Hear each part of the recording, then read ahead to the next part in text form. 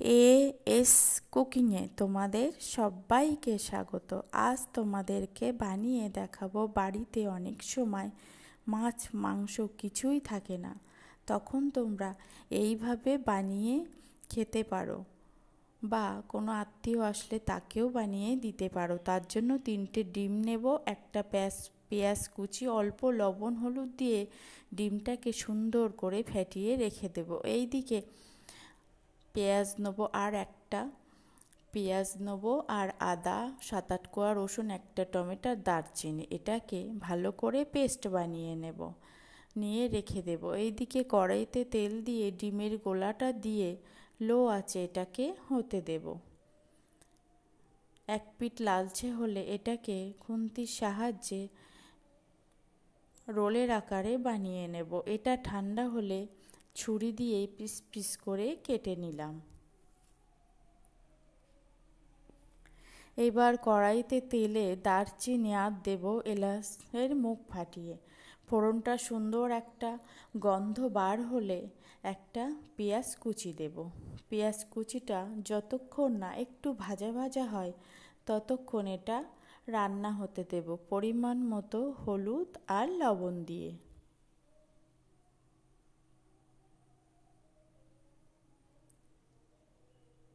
ভিডিওটা সম্পূর্ণ দেখার অনুরোধ রইল। ভালো লাগলে অবশ্যই লাইক, শেয়ার, কমেন্ট করে জানিও কেমন হলো, আর সাবস্ক্রাইব করে পাশে থাকার অনুরোধ রইল। পেঁয়াজটা হয়ে গেছে লালচে করে, এবার সেই বেটে নেওয়া মশলাটা দেব, দিয়ে মিক্সিং জারটা ধুয়ে জল দেব, আর 1 চা চামচ দেব কাশ্মীরি লাল লঙ্কার গুঁড়ো, আর অল্প দেব ঝাল লঙ্কার গুঁড়ো। এগুলোকে কিছুক্ষণ রান্না হতে দেব, যতক্ষণ না পেঁয়াজ আর রসুনের কাঁচা গন্ধটা ছেড়ে না যায়।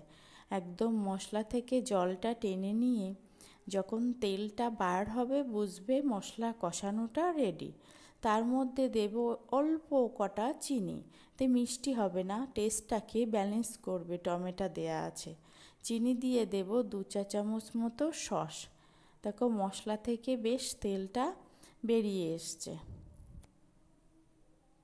এবার দেব 1/2 চা চামচ মতো শাহি গরম মশলা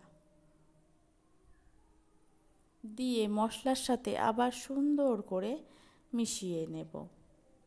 এবার দেব কাসুরি মেথি, হাতে ঘষে অল্প দেব কাসুরি মেথি, এটা পাঞ্জাবি স্টাইলে বানাচ্ছি।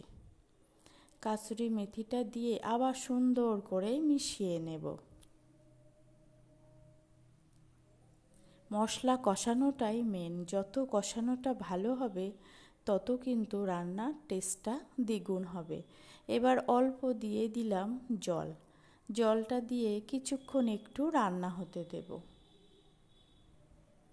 এবার দেব 2 চা চামচ মতো ফ্রেশ ক্রিম, একটু জলে গুলে দিয়ে দিলাম, দিয়ে সব কিছুর সাথে সুন্দর করে মিশিয়ে কিছুক্ষণ রান্না হতে দিলাম।